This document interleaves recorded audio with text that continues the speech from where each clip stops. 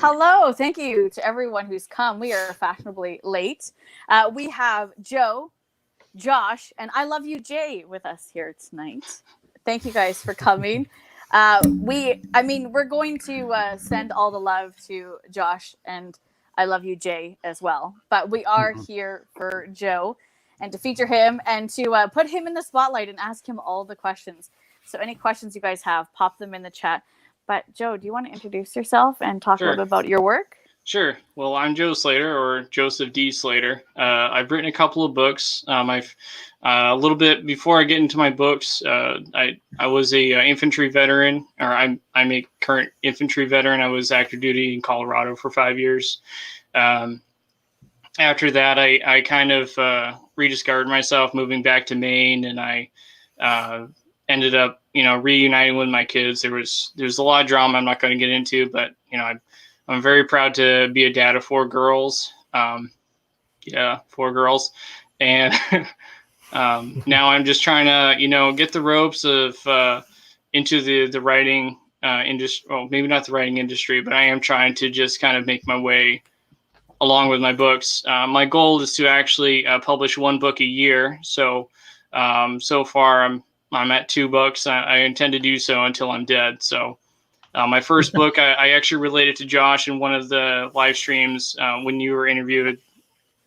And you said that you wrote scratches when you were when you're stay-at-home dad, you were kind of bored and you wanted to do something with yourself.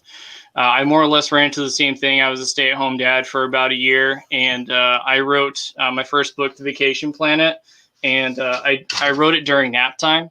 So with all the nap times collectively, I was able to write my book. And when I was done with that, I said, well, that was a really difficult but rewarding process. So I actually had to skip a year. I don't remember why. I think I was in school.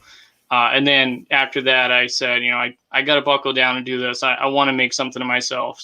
Mm-hmm. So that's kind of how I got here. Is I've been working really, really hard to, keep myself in line and being productive with that. So, well, and it's not easy when you have work, kids, family life. It's not easy. I know Josh and Brad and we can all, I guess Brad and I, maybe not as writers, but we can understand and we can respect and relate to that for sure. Sure. You've got a lot of people in here. Do you mind if I just say hi to some of these people? Yeah, go for it. Yeah, I hyped up today's live chat really hard. I was actually so annoying about it. So I was like, oh, we're down to the last hour, and we got a half an hour left. You better get 15, here. 5 seconds. And everybody piles in. They're like, where is it? Where's the live? So true. We've got Jay here that says we are going to sing some show tunes. Jay, why don't you get us started? You don't want me singing. The stream will crash in a heartbeat if I start singing. Marcella knows. Marcella knows about me singing. Oh, man. We have Sharon here. We have Lost Cunningham. We have Timmy. Thanks for coming, Timmy. Erica. We have Justin. Thank you guys for coming. Sorry, my small little, I don't want to get my finger in the screen while I'm doing this. Christina's here. Priscilla's here. Brandon. My goodness. Desiree. Thank you guys for coming. Iron Man. Hey, Desiree's here. Hey, girl. I hear Iron Man's got some stories for us. Unfortunately. Yeah. Yeah, he was my best man at my wedding. And we used to actually game all the time together. And give us all the dirt. We want all the dirt. You don't. All the dirt. You don't. We have Sticky Noodles here. We have this fella named Brad Proctor in here as well. I don't know who did that. I Love You, Jay. So must be a problem there. You got to look into that. Go ahead and ban him. Yeah. Quick. We have Aaron. Thanks for coming by, Aaron. Oh my goodness. We have Jeff that's here. Oh, it's my uncle. CJ that's here. Shauna that's here. If I'm missing anyone, I apologize. Oh, we're almost at 30 views. Look at that. My almost goodness. 30 people. You've got a supportive family. That's what I'm talking about. Yeah. Hell yeah, you guys pulling through. Nice. Christina, NW Reader. Checks in the mail. Josh, yeah, that's right. Yeah, that's J.M. York. He's watching With Some People currently at his house. So he's hosting a party, essentially. Yeah, there's Listen. like a watch party going. Listen. Yeah. Thanks for the pressure. Just lay it on thick, why don't you? It's Like so the thick. NFL. So Now you have thick. to live up to the hype for a It's watch like- party. it's like- Nikki. You can't mess up now. Oh, Damn it. man. Man, I don't know if I'm ready for that. No. We have Christina here. Oh my goodness. It's never ending, the nerdy narrative. We've got Leslie here. Oh, 31 people. Amanda I know. here. Nerds. Naomi. Linda's here. And Wow. Aubrey. Wow, That's my wife. Goodness. Hi, wife. She's keeping all of the kids corralled into the living room. Into this. Okay, so be good. You guys be good. Be behaved. Well behaved. There's kids in the other room, okay? Yeah. Well, that's really exciting. Well, I guess that kind of answers that question. If your family and friends are supportive of what you do and of your writing career. Yeah. I'm very proud of the group of people who've supported me throughout the years. So it's really cool because different people from different parts of my life are in the chat right now. It's actually really cool. I have Army buddies who are here. I've got somebody I used to sweep a parking lot with here. That's Brandon. And I used to stand in the parking lot sweeping with a push broom because they had nothing better for us to do. So they're basically like, Josh will understand what kick rocks means, except they just gave us a broom and said sweep the parking lot. So we were remodeling the local flagship. Josh was going to get more references than you guys, so I apologize for that. But I used to work at the movie theater here in Waterville, and I was like the oldest person there by like 10 years. So I got a lot of respect from a lot of the younger guys there. So I actually do have a lot of faith in, the generation below me. So I'm excited about it. So Fingers crossed. Yeah. So no pressure.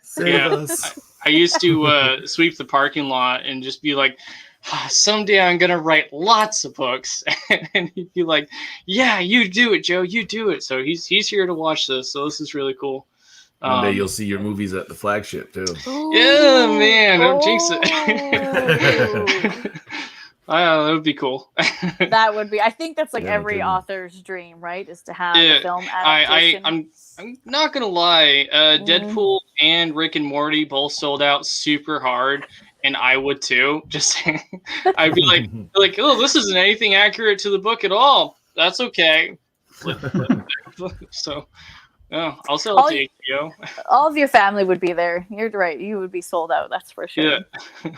We've had Lewis that's popped in here. Tony that's here. Hey, Tony. What's up, brother? Amanda. Oh, yeah, Tony. I used to. The job before the movies job, I actually was a security guard at a methadone clinic. So I've got plenty of story ammo from that experience, I tell you what. So Tony and I have seen a lot of shit together, so it's kind of cool that he's here as well. And so that's exciting. Do you want to tell us a little bit more about what your pieces are about for anyone who hasn't read them? I'm an awful host because I haven't read them yet. Not that they're not on the list. Well, you also have, like I was saying earlier, your to be read pile is so huge. When I see you guys on Instagram with your huge stacks of books, I'm like, how though? We can't say no. We can't say no. So my first book I wrote in 2018, or published in 2018. I don't know if you can see the cover very well, but this is The Vacation Planet. It is a cyberpunk novel. I wrote it based off of some inspiration I got from a 10-second Rick and Morty clip. Where aliens go to Earth and they kind of treat it as like a little hotspot. And there's like a 10-second clip where the Smith family just wanders around and they're like wearing t-shirts. They're like, I love Earth and stuff like that on it. So I got the idea from that. And so basically, cyberpunk. So I've got a deep city and they have, so basically aliens have come to Earth. And they said, wow, this sure is a beautiful place. It's way better than our crappy planet. So they move all the people I know aliens and cyberpunk. Just bear with me. So they crowd all the people into these cities around the world, and there's like 8. I don't remember if there's like 8 or 9 cities, and you follow these 3 characters who are basically guns for hire. They do random security jobs, so they'll pull security for any shady business you have. They're kind of mercenaries that way. And they discover a plot on one of their jobs that the aliens, which I call the tourists, the aliens have a plot to just get rid of the cities, because now these cities are creating too much pollution in this, paradise for them. So basically the aliens are living the high life in all these gorgeous, places of the world, while the people are just, they traded their freedom for really good technology. But the problem is now they're stuck in these crowded cities. So these 3 characters do what they can to, stop that plot from going into fruition. So that's more or less the nutshell version of my first book. My second book. Interesting. Thank you. Yeah, that's the one I wrote during nap time. And it was, I think I was only out of the Army for like a year or 2. So I still had a really, really go get a mindset. So I really wanted to, I feel like some of those traits that I had would be really good to put into a couple of characters. Mm-hmm. And the diligence they have and their attention to detail in different situations. Even before I joined the military, that was really, sorry, I got distracted by Jeff's comment. You didn't mention sex. Yeah. So let me just segue to that, because I'm just going to.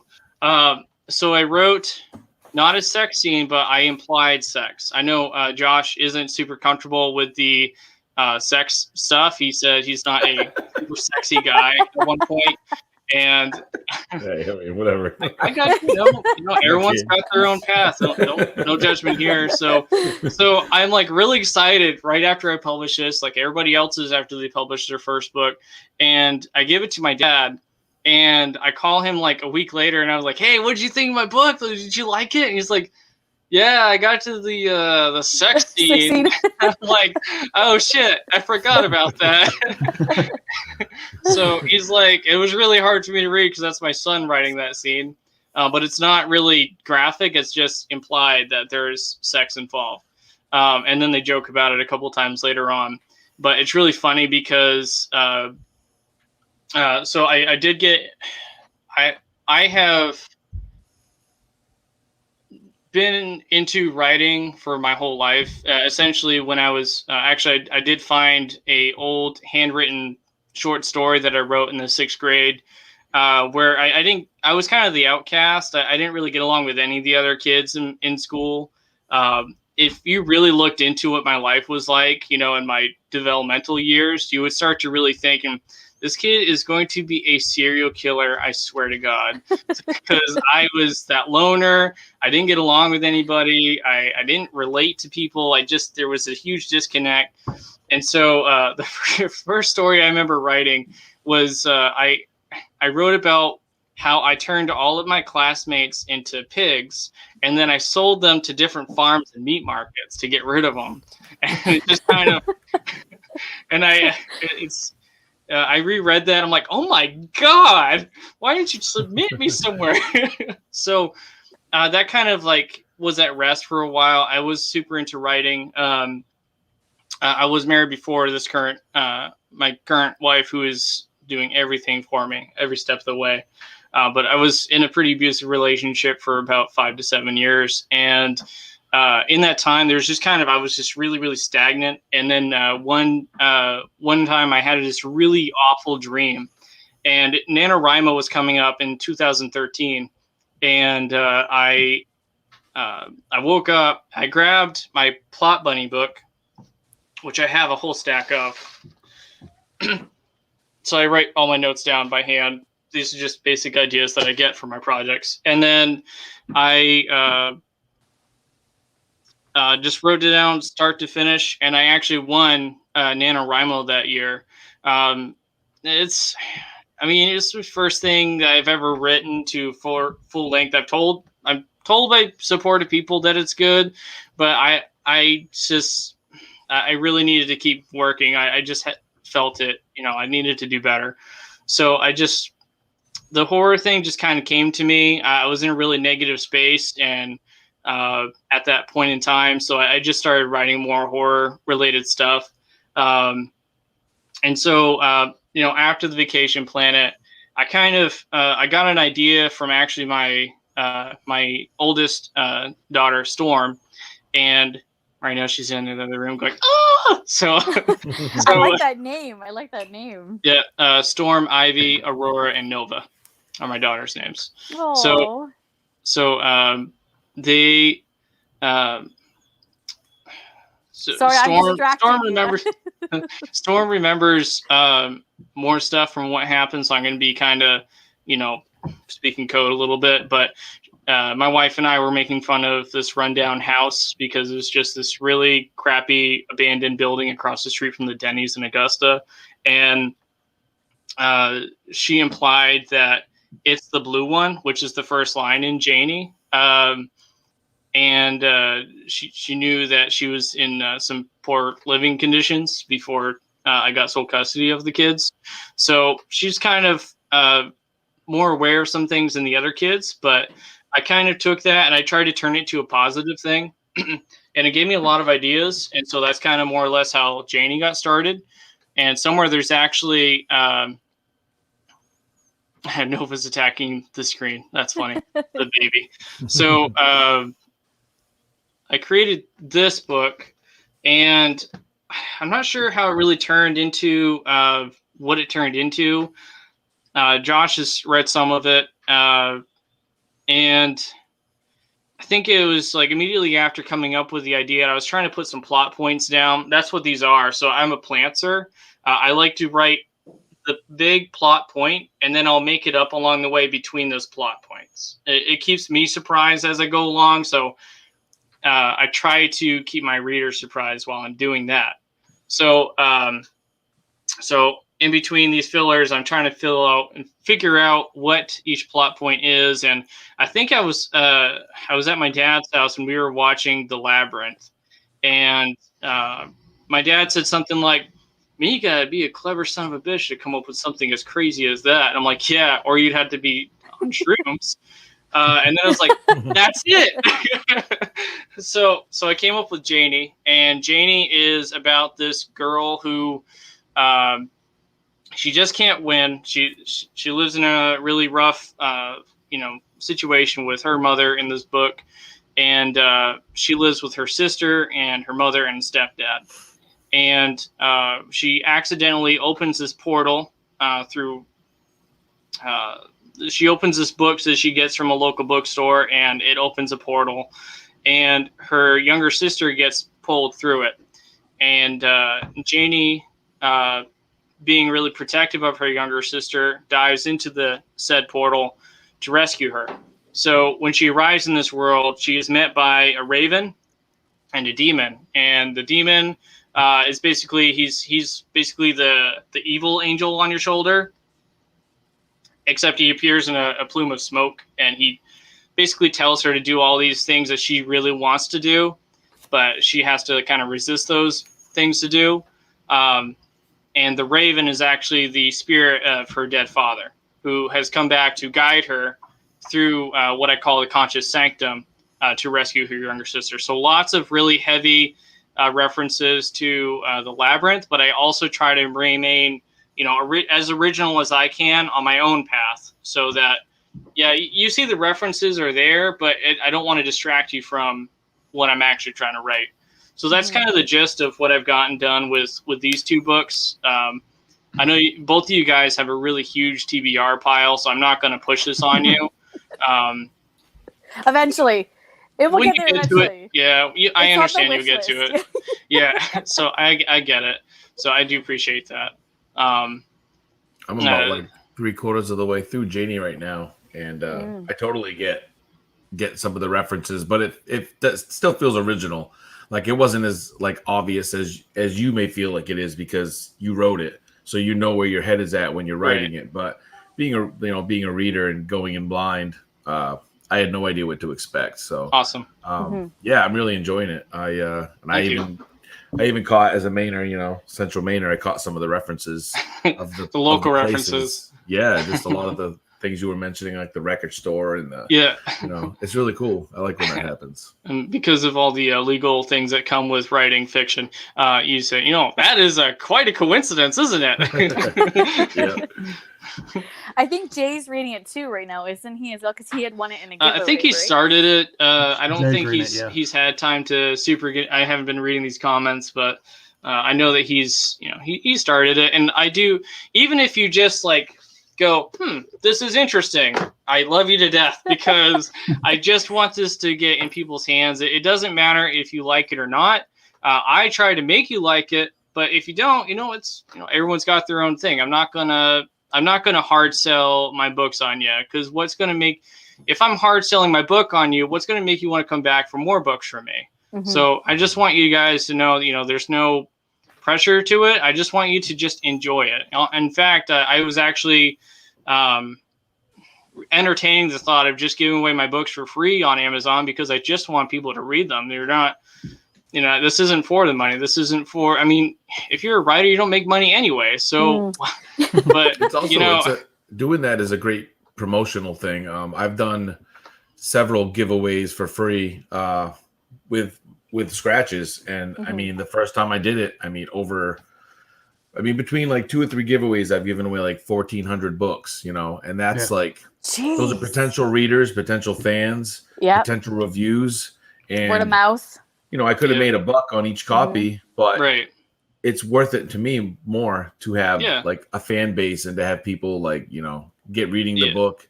And you never know when people are just going to pop it open and start reading it. So if it's a great way, especially, it's your second book, great way to get your name out there and draw some interest in. Thank you. Yeah, absolutely. No, it's was that true. a free ebook, Josh? You did the free ebook on Kindle? Yeah, free ebook. Yeah. You can't do free paperback, but the ebook you can do up to like 5 days, a quarter, or something like that. It kind of, I feel like it kind of goes back to me just really loving gift giving. I don't know if I believe in the love language thing or not, but mine is definitely, I love to give people things. If you ask for them, you're not getting shit. But I like to surprise people and, just do something nice for people. I myself don't remember getting a lot of nice treatment for people pretty much my whole life. So I'm sorry. I'm so distracted by the stupid comments. Hi, Lucy. I missed you too, family buddy. And friends are just making me laugh over here. But I just want to see the look on their face. If that's actually why my wife refuses to read my books while I'm at home, because she'll be reading at the table or at the couch, and she just looks up. I'm just like. Just like, oh, you made a face. What part are you at? So I'm super annoying about it. So, most writers are like, oh, I wrote this book, but I'm afraid to show it to people. I'm like the opposite. I'm like the 10-year-old kid who made a macaroni art. And I'm like, Dad, look what I did. So it's kind of what I do. I try not to be super annoying about it, but I don't know. Yeah. Well, as indie authors, self-promotion is the name of the game. You're only going to be noticed when you put yourself out there and you interact with people. And that's a huge part of it, even though it's with you. You're obviously comfortable doing it, and that's awesome. But a lot of people, that's like the worst part of the business, is promoting themselves and talking about their own books. Cause it's like, ooh, look what I read. And then people are like, yay, that sucks. Like, what do you, like it can be a huge letdown, but no, if you're comfortable doing it, that's awesome. That's, the biggest part of it right now is until you get to that level, where you have people that are going to buy your book no matter what, and it can take a long time to get there. Definitely.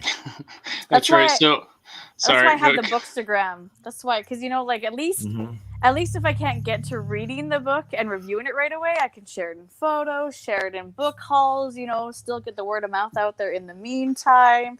And Instagram sells books. I don't know how many books I have sold by just swiping through and be like, oh, I want that one. I want that one. I want that one. And the TBR pile just goes stack, stack, stack, stack, stack. Absolutely. Like an Amazon cart during COVID. Yeah.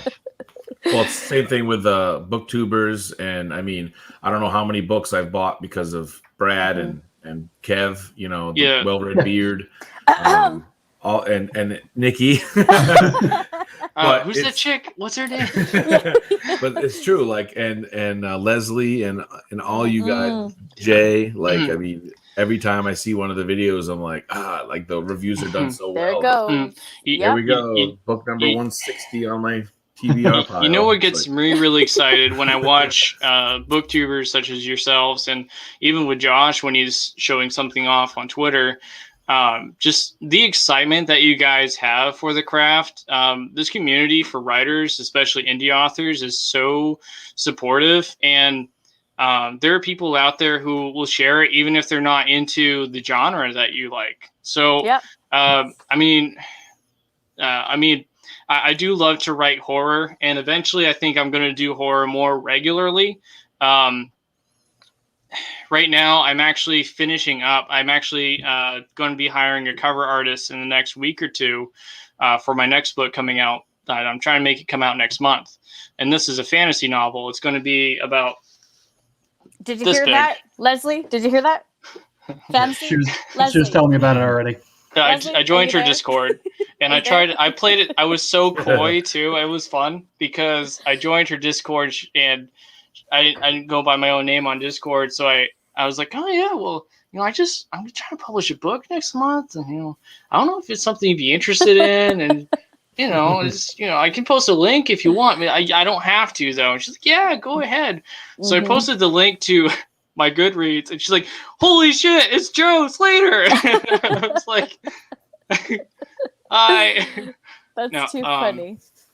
So do you have a question? A favorite indie author? Yeah, Christine would like to know if you have a favorite indie author. Now, I know this is hard. There's too many to name. I can't even. It's tricky. I don't even. Yeah. That's tough. You'd be terrified to leave somebody out.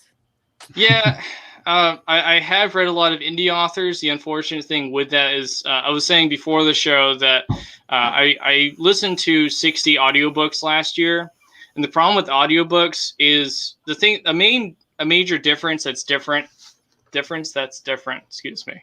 So when you're reading a book, you see the author's name on every other page, right? Mm-hmm. When you're listening to an audiobook for probably 20 hours, you don't hear the author's name the whole time. So that kind of takes away what I remember the author's name is. But there are some books that I'm really, really into. I just feel on the spot enough to not remember, right? I just did pull the blank, but there are books out there by indie authors. And what I think is cool is everyone comes from such a unique place that something I noticed with really big names in the industry, they kind of notice fads that happen in writing. And it's really easy to just take big authors and start whitewashing them with every other huge book that year, like with the vampire series stuff. Like everybody who wrote a vampire book, I'm sure there are great ones out there, but they all kind of got blended into each other. They started to camouflage with themselves. So, or they just became sparkly. Yeah. Not the worst kind of vampires. No, not touching it. So not at all. So the cool thing with indie authors is there's not under any pressure to meet whatever their publisher wants them to write.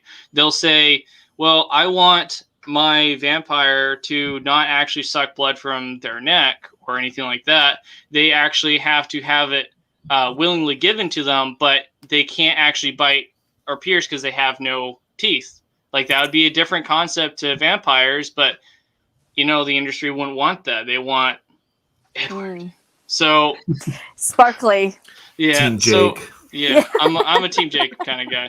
So are you? We had this discussion last night. Deja vu. Yeah. Hashtag might go first. Yeah. So you were mentioning a second ago you're getting a cover artist for your new book. Who did the cover art for Janie? Because I really like the cover on that. Mm-hmm. Thank Me you. Too. So it's a really good friend of mine. Name is Matt Crafton, and I actually met him at a convention a couple of years ago, and we did a art art trade. So I traded the Vacation Planet for one of his posters, and we just kind of kept in touch. And now we have kind of like this bromance thing going on. So I'll pop into his Twitch stream. He'd be like, "Oh my God, it's Joe," and I'm like, "Oh, it's Matt." And he ended up picking this up for me. So I think Josh mentioned this in one of his interviews where he drew like a crude picture, and then someone did. Dave Dick made the picture for you, or the image for you. That's more or less what I did with this. So I made a really crude image. I was like, circle, title, my name, upside down. And he's like, I can work with that. So this is what he created. And it's very pretty cover, if I do say so myself. I'm very proud of him. He did a good job. And the colors just pull, I mean, they're my Yeah, the colors. contrasting, the purple and green just look good together anyway. So that's right. That's what I keep saying. Purple and green are my favorite. I mean, I'm always wearing green lipstick or purple lipstick. There's a reason for it. Yeah, which is the finest. I'm sorry, I'm just reading I'm not trying to interrupt you. That's okay. It's a question for you, anyways. Wanting to know out of your. We all love to interrupt Nikki. It's okay. Listen. We should just make that a game one night. Just interrupt. The interrupting cow. If y'all play with that with your kids. Yeah, I hear them doing it now already. Every time I try to talk, somebody should just slip in there and say something. Yeah. So Tony's asking me, and he's the guy I did security with, what my best pieces were. If I'm being honest, when I was in the Army, when they took away everything, you don't get books unless it's like propaganda books about like the Ranger Handbook or American Sniper. And I mean, I love Chris Kyle, but I'm not going to just delve into every military book while I'm in the military. That's the last thing I want to think about in my free time. So I had a pencil and I had a notepad, and the notepad was this big. And the best work I've ever written was in that notebook when I was in the military. Like I'd be out in the field training for like 2 weeks with nothing but the entertainment of me and the guys around me.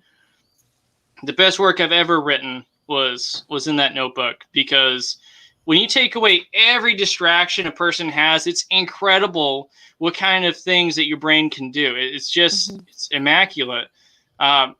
Anytime anybody just goes on a technology cleanse, they always end up having the best work. I swear, and that I've seen it come from myself firsthand. So my best work was just poems and short stories I wrote in a waterproof notebook, which is really hard to write on, by the way. Yeah, it would be. Maybe we need to take some tips from you, and maybe all of us readers need to take a cleanse away from technology for a while and just really crack down on that. It's harder for some people than others. I know Jay's in Columbus. It's a little harder to get away from society than it is for Josh and myself, where we basically used to take deer trails to work, and we live off of the campfire, that kind of thing. So, because it's a main thing, you get it. Josh gets it. We're not just lobsters and lighthouses, okay? We're also moose. Yep. So you said that the way you wrote in the little notebook was your best work. Has that been published? Are you planning to publish that, or what was that? It went into storage at some point when I moved back to Maine from Colorado, and as maybe someday I'll get back into it. But I wrote some of the most heartfelt stuff that I've ever felt. I just felt like when you're covered in red mud and it just has a distinct smell and you feel a certain distinct way. I wouldn't say patriotic. It's kind of something that soldiers say to each other, ironically, like, "Oh, do it for America." No, you do it because you want to get through it. You want to get to the end of the day and finally ETS. That's what you really want to do. It's very similar to what prison is like, except you have no rights. So you're like, "Hey, why did you join? Or how long you got left?" "I got 5 months." "Oh, I just started." "Oh, you poor bastard." So it's kind of more or less what my experiences are. So we just kind of played off each other really well, and I wrote a lot of notes down from that. Just middle of the night, freezing your ass off, sitting in a puddle kind of notes. So maybe I should start some kind of writing workshop camp and just stand outside with like a parka on while everybody else is like, what'd you write? So you said earlier you want to release a book a year, and you said you're doing the fantasy hopefully next month. So do you have ideas planned out already for what you want to do next year and the year before that or year after that? Or unfortunately, I have so many plot bunnies just everywhere. I have so many different ideas that I want to work with. The one that's in the works mostly, I've gotten the best feedback about this idea is I do want to do more horror themed stuff. I already did the title release. So my next book is going to be called In the Sky. It's about, it's actually a funny story. My wife says, Janie and the Vacation Planet, not the most appropriate for kids. So, and the kids really want to read your stuff. So, maybe do something a little nicer. And I was like, yeah, okay. So we're at the dinner table and I point to each of the kids from the table and I say, what do you like to read about? All the kids love to read, by the way. And I point to Storm and she's like, I like pirates. And I'm like, cool, pirates. I can do pirates. I looked at Aurora and she's like, I like dragons. Dragons are awesome. I'm like, dragons are awesome. All dragons and pirates. That sounds pretty cool so far. And I go to my third child, Ivy, and she's like, I like cooking.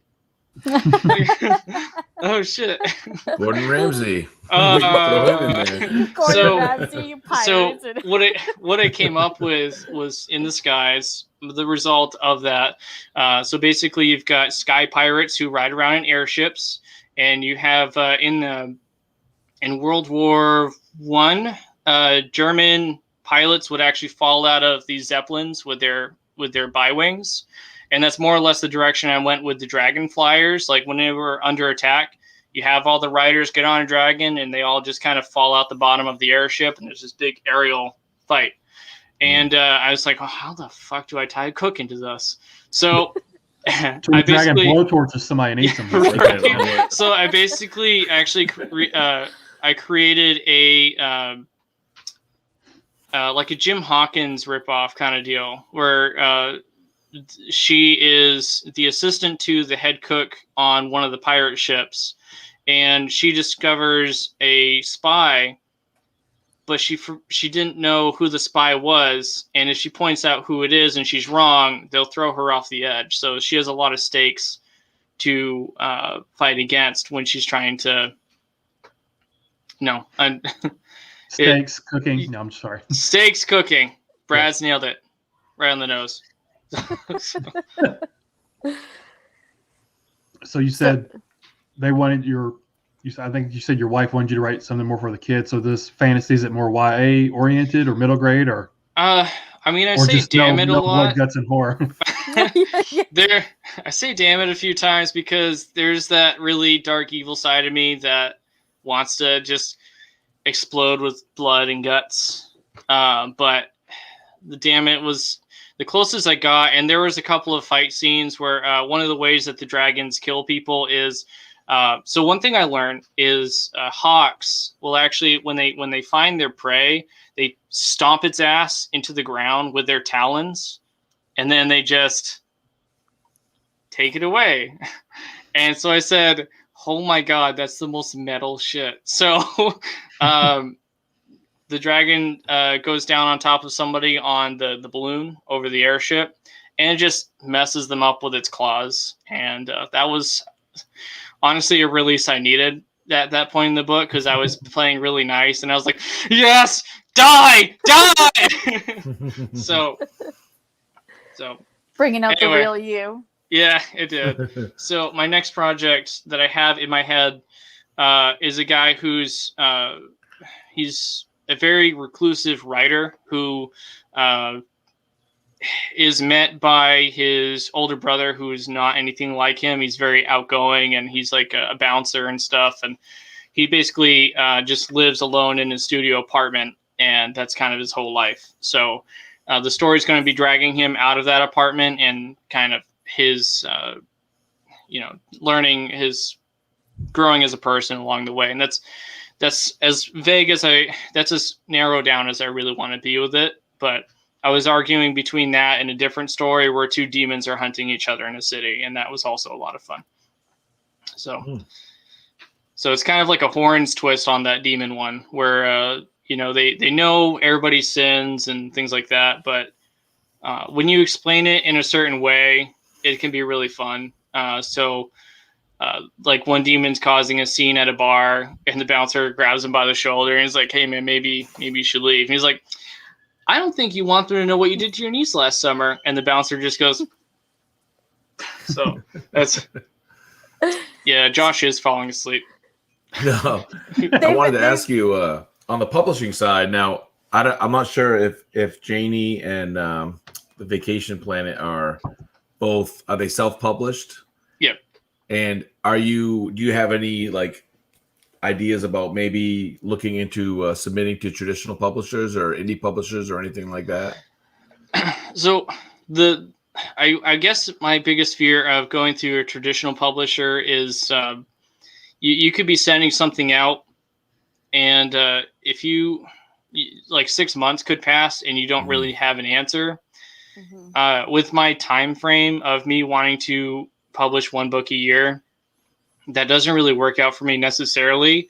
However, if I got an offer, like say a publisher found some piece of my writing and they liked it and they gave me an offer, then I would take that very seriously, and I would probably sign on with that. So that's the kind of two sides of that coin that I try to play evenly. Yeah, for sure. It's it's crazy because like the self-publishing is so accessible today for indie authors, which is really scary for a lot of indie authors because everyone and their grandma can publish a book. The problem is we you're right. And there's a lot of crap out there. I mean, trust me, like when I first released my books, it was like most of the friggin' reviews were like, there's a lot of editing issues and things like that. And, zero, Josh. The zero. Yeah, the zero. But you know, it is nice because when you see quality work put out there through the indie publishing and stuff, it does give you hope that, you know, people are doing it right. You know, and not only that, I mean, you think there's only like Amazon, but there's actually other places you can publish to, so you can see your books in a bookstore, and it's pretty amazing, like the times we're living in. So, I mean, self-publishing is, pretty mainstream at this point. Yeah, it's starting to be taken a lot more seriously. That's good. You know. Yeah, I think you're a little more involved with that than I am, so I do appreciate, you know, any advice that you give me. And in fact, the first time I started talking to you, I was like, dude, I searched your name on YouTube and you're fucking everywhere. How the fuck do I get that? And you're like, just promote your shit all the time. And I'm like, I don't know. It's going to sound really pushy when I do it. And you're like, no, just do it. So I've been doing it. And my sales for Janie, I've been marketing Janie way harder than the Vacation Planet, but Janie sales have been going crazy lately. And I'm very, very thankful for you, you know, just giving me that. I guess you could call it permission. Like I just needed someone to say, "Do it," and it's okay that's all to do. Yeah, and I mean, it's okay to do that. So being active on Twitter and Instagram and stuff like that is really important for indie authors, and promoting other people's work. And you know, I just love supporting other people, even like bookstagrammers and booktubers and things like that. To me, that's really important. And when people see that you're willing to you know, be supportive of them, you know, they'll have you on your show and stuff like that. And I've been very lucky to have, you know, the support, especially when I first put out my first book. And even though it was a hot mess, people were supportive of it. And you know, people were really cool about it. And they you know, they know you're trying hard and you're trying to improve your craft. You can definitely tell. Yeah, if you're reading somebody's second book, you can definitely tell that they weren't on any horses when they made it. They took the criticism. They got those couple of 1-star reviews and they said, "I'm going to make this better." And they put their nose to the grindstone and they hammered it out. And you can definitely tell which ones those are for sure. Like right off the bat, it's really, really cool. So I just noticed that Erin is in the chat. She's a booktuber that I follow very closely, and she is super awesome. I love watching her shows. And she called my book cute one time. in one. She was trying to She was trying to reorganize her shelf in one of her videos, and she just picks up Janie like, oh, this is cute. It's gonna go there, and I was like, that's the best. So thanks for coming, Aaron. I appreciate that. No, if you want to see Brad. someone hustle and promote their own stuff, Gambino and Bo Johnson are like the masters of self-promotion. Gotcha. No, I'm totally open to criticism. I take it pretty well. I handle it pretty good. So when Marsella said, go ahead. No, and I was just going to say, in like a couple of years when you get to Janie, you're going to be like, Joe, are you okay? What's wrong? What happened? So I understand. Like Marsella said, though, like you want to promote your own stuff, obviously, but promoting other people. Like Marsella used to retweet my YouTube videos all the time before, like I even picked up his book, or you might not even have it released yet or anything. Yeah, it's like more personal, like, authors, promoting other people's books and talking about your stuff. It makes them seem less like robotic, if that's not might even be the right word, but more real person. Like they're just people. Josh is posting pictures of his kids and all that stuff all the time. It's another dude wholesome Joshua, wholesome Josh. It's just so wholesome. I followed your. I don't know if wholesome's the right word. I followed your rhubarb story and was captivated. That's the social media version of me. My neighbors will probably have a whole different story. It's not wholesome when the kid's eating chocolate, but it wasn't really chocolate. That's not the wholesome. Pooper chocolate. Hey, Hurst, he's an army buddy of mine. How you doing, buddy? He is the guy who made me more open about reading when I was actually active duty. I got switched platoons, and when I was moved to his platoon, he's reading a book, and I'm looking around, I'm like, why didn't you read that book? And he's like, what do you do? I'm like, well, I write. And he's like, really? So he's always been super supportive. So I'm seeing a lot of support in the chat here. So it's really cool that people are coming here. I don't think I've had such a hard time trying to keep up with the comments on my little tiny phone screen ever. When I was posting this stuff online, I was like, let's break the record. We got to do it. So let's do it. Keep it up afterwards too, you guys. Yeah. Watch afterwards too. Get subscribe. Those numbers bumping up. Subscribe to Brad Proctor as well. Yeah. You don't want to talk to him. He's weird. Yeah. So I did try to get our numbers up so that when we have authors on, like Joe, like when Joe comes back, he gets even more audience. Hey? Oh boy! Again. Brad's a bad influence though. He could be drinking bourbon. Uh-oh. I mean, I gotta represent, man. Kentucky's not known for much. I gotta push out what they are known for. I just wanted to tell. I know we're 47 minutes, but I wanted to. Who reads books? No, no one. No one. So I wanted to let you know. So something that I do is a little different than most people do. Is so when I'm plotting my books, a lot of people use Scribner, and that's awesome. People use a lot of online note-taking stuff. The writing things in a notebook at face value can appear juvenile, and I've been referred to that as, but no, I'm juvenile. Fuck you. So one of the things I do is the reason why I write these things out by hand. I'll show you a prettier one. The reason why I write these out by hand is because when I do it, I feel like it gives me more time to focus on what that plot point is. I feel like those points aren't just like click. That's a good plot point. Like when I'm doing this, I'm halfway through a sentence and I'm scribbling it out and I'm writing another sentence and I'm like, that would be a really good quote. That I should quote. Make that character say that. So it really helps me with just like focusing. So if you want to get into a meditative state, try writing your notes in hand before you put them like online. And it just works for me really well. It's all it comes down to it is just sitting on your ass and writing something. That's all it comes down to.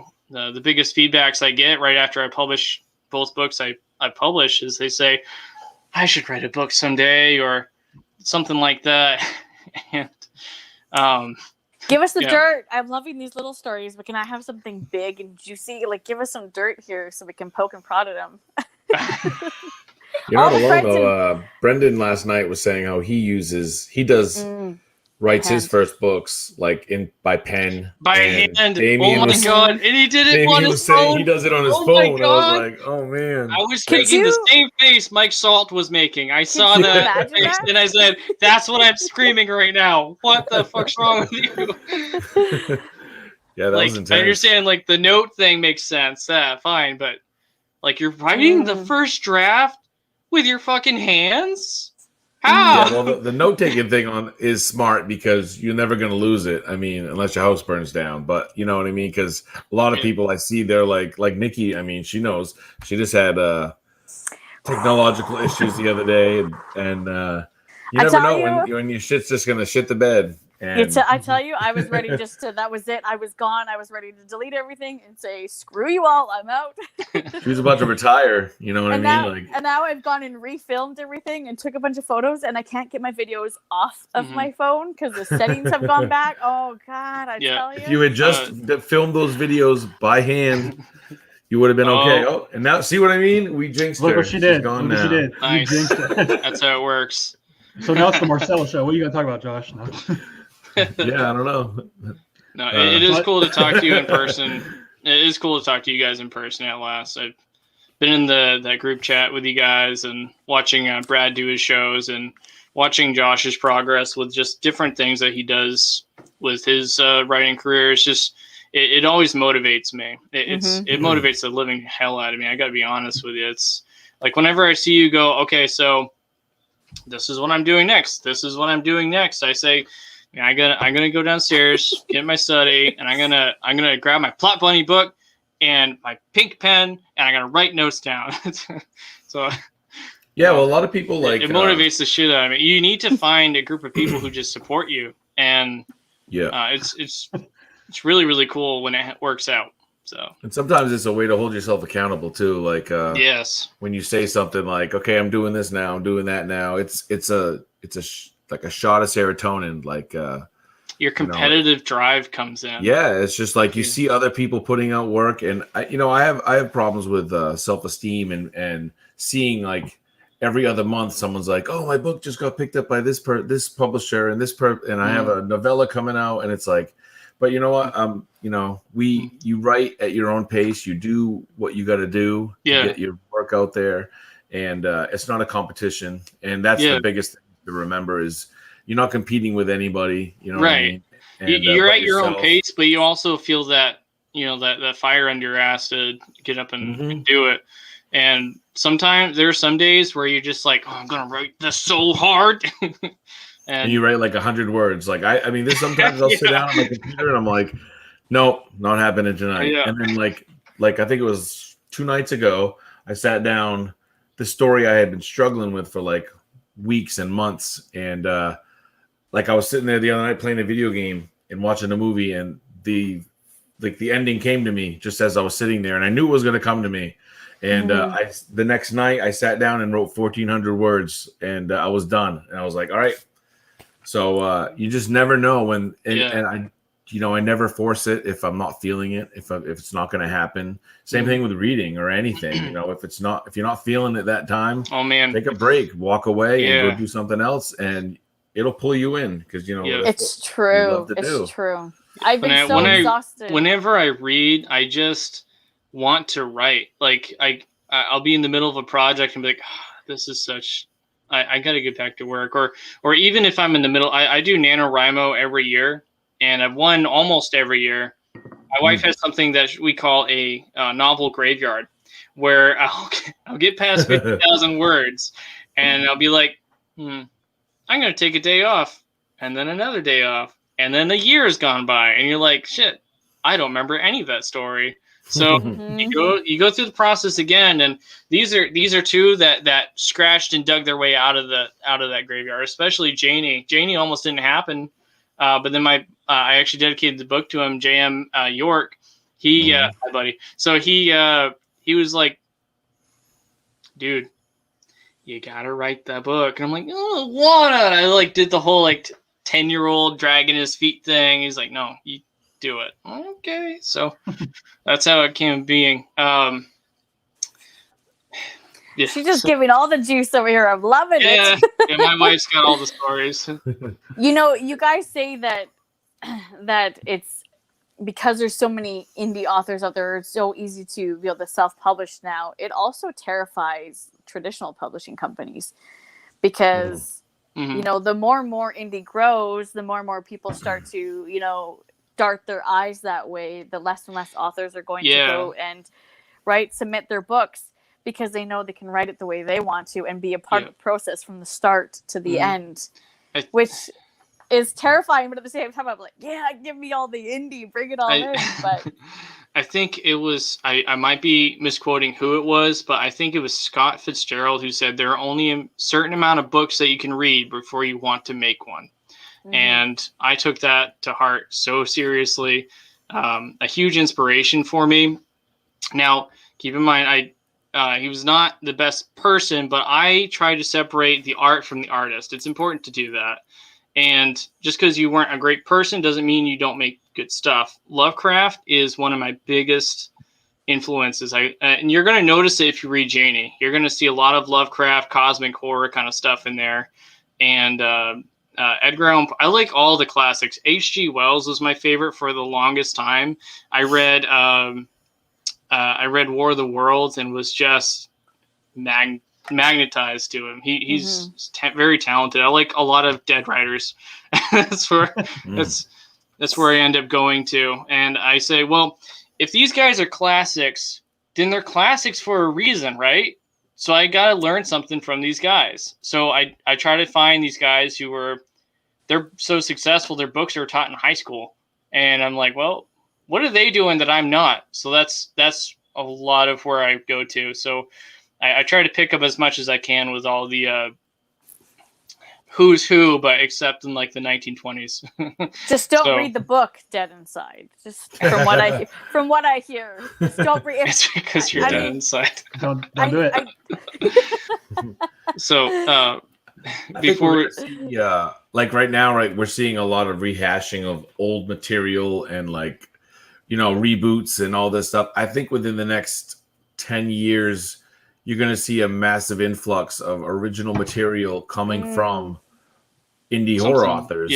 Because, you know, I mean, it's you know, back in like Stephen King's day, there wasn't a lot of like indie stuff. It was like, if you wanted to be published, you had to be published in magazines. You had to, like, he was rejected hundreds of times before he was really picked up by the masses. And, you know, like with Max Booth's We Got to Do Something or We Need to Do Something. We Need to Do Something, just getting a film made. You're going to start to see a lot, you know, Josh Mallerman and things like that. You're going to start to see that over the next coming years when people really start to see, wow, there's a lot of original material out there that could be turned into screenplays and turned into movies. And why are we making a third Pet Sematary when we just made another one? Like, they're already making another Pet Sematary. Because they know that when you squeeze that golden goose hard enough, it poops out a golden egg. And that's why I mean, you're going to get money, but you're not going to get quality. And that's the biggest thing. Like, that's the problem, is they don't have a soul with their work anymore.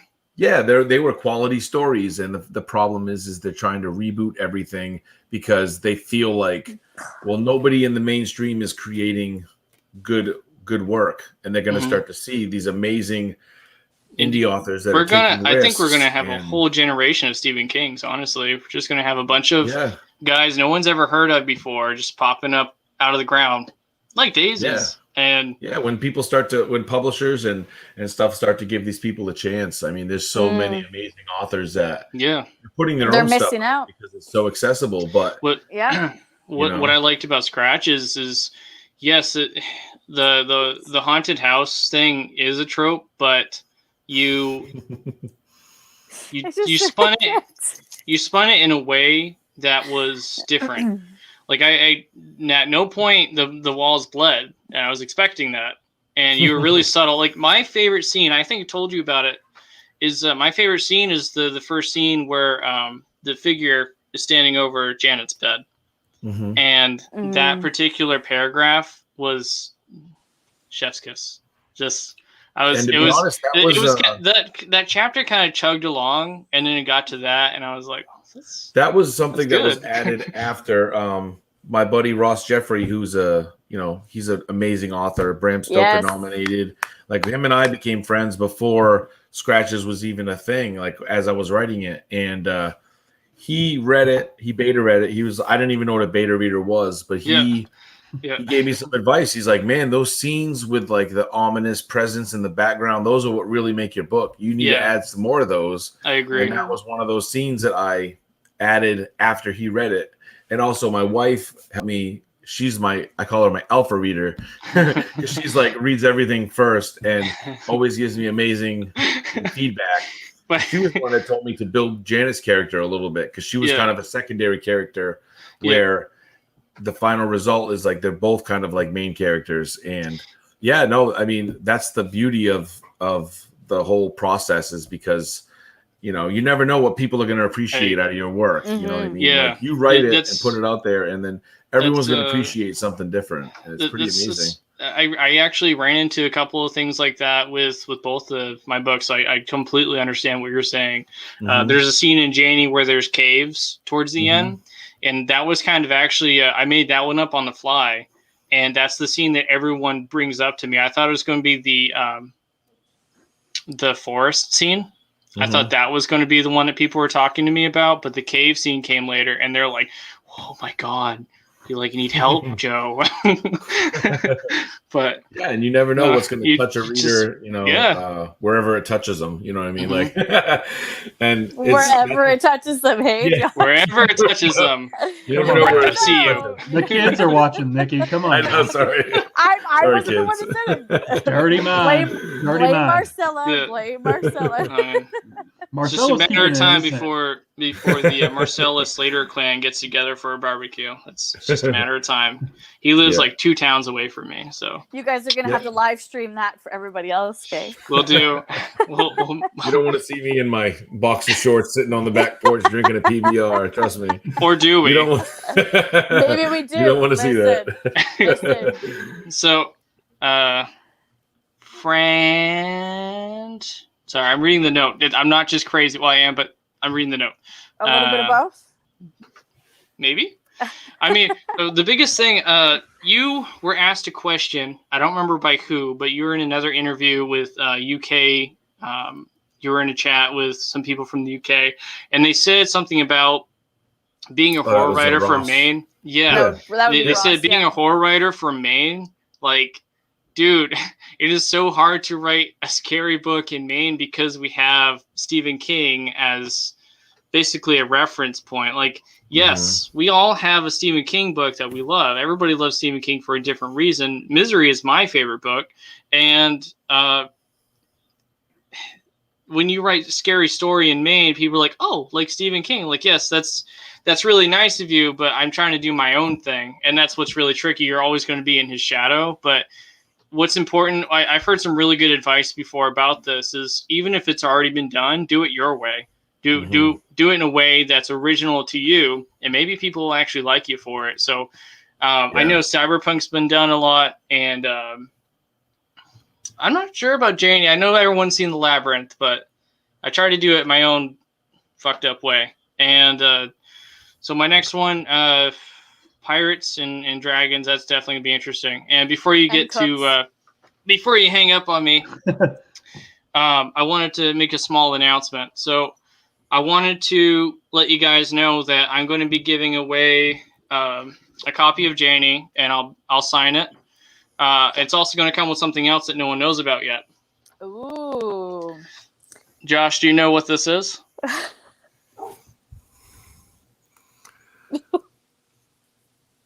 It's like a knitted, you gotta call dibs.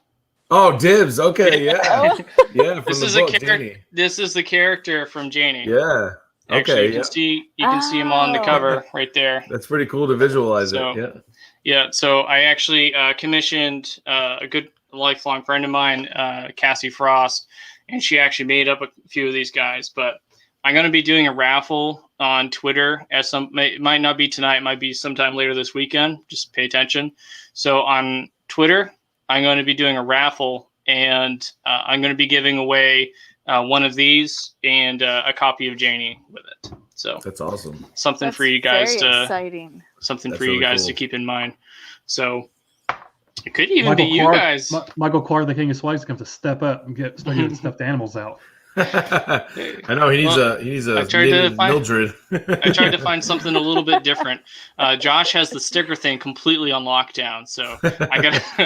No, I'm like an amateur compared to Mike Clark. He's got T-shirts. He's got a I watched toss the beanbag. I mean, that guy has everything. Cornhole. He's got cornhole tables. Cornhole, yeah. He's got everything. I watched your interview with Mike Clark, and that was actually really cool. I thought it was funny because he kept making like these old guy references, and I'm like, but I get that. I get that. Yeah, Mike's awesome. He's a cool guy. I've read Patience of a Dead Man. It's amazing. It's really good. It is good. And, I'm excited for his new one when that comes out. Yeah, I read that. And that's also really good. I was lucky enough to be a beta reader. That's right. That's cool. Yeah, Josh, you suck. Wow. Wow. You know, you get all the good rude stuff. All the good stuff. I am rude. Didn't you know I'm Canadian? Yeah, all them rude Canadians up there. Yeah. You guys are known to be rude up there. Josh, she can't say that to us. She has nothing on. Canadian. I mean, Maine is Discount Canada. Considered Canada. Discount Canada. That's too funny. I'm sorry. Stickers, you say, yes. She makes stickers and sells them on Etsy shop. Yeah, Christina has some really, actually one of the... Oh, wait, I've got them right here. I think she just made some Pennywise ones, I think, maybe. Okay. Cool. Wait, I just got some. Yeah. I got one of her stickers I think she's got some Shining bookmarks she shut off the other day. It's like a carpet pattern on them. Yeah. Yep. Here's one. Really good it's job. not going to... Oh, wow. That's very cool. Well. That Skull is ice cool. cubes. I would have looks like a... Yeah, that's the one I have. Yeah, they're really good quality. Jason. Let's see if I can make it my face. Let's see if I can do this. Okay, wait. You can see it's very subtle in the video, but there's actually like flowers in the mask. They're kind of hard to see. Yeah, Myers is my favorite. That's dope. Yeah. Yeah, it's Tony's too, if he's still here. we would be shooting this shit at work, and the other guy I'd be working with would be like, you know who's great? I'm like, who's that, Tony? Michael Myers. He's great. I'm like, yeah, it's okay, buddy. I know. So, Marsella, I've got a question for you. And Joe, you can comment too if you've done it. I know you did Scratches and Severed originally through KDP, which is Kindle Direct Publishing, if people don't know. But you recently did, I know at least Scratches because you posted a picture of it through Ingram Spark. Yeah. So do you think, is that good for like people starting out? Do you think people should do both or just stick with KDP or what?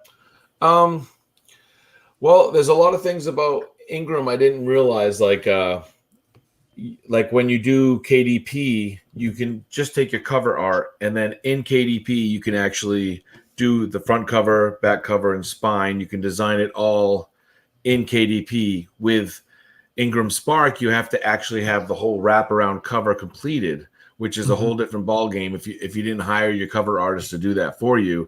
So when I had to like download a template and design like through Word the wraparound cover for KDP. And I noticed Scratches looked really good. I did it all properly. But when I finally did Severed, which it actually costs money up front, but you also get distributed through like Barnes & Noble and all these other... It's basically everything except Amazon, right? Pretty much. And when I got Severed, I actually ordered author copies of each, one of each. And Severed, there was like a little bit of a gap in the bottom of the cover, and there was like some like little lines that showed where because of the template I used. And so I went to go upload. I cleaned it up, made it look good, and I went to upload it again. And they're like, "Oh yeah, sure, we'll do that. $25." So it's not as like all my sales have basically come from KDP, and I mean.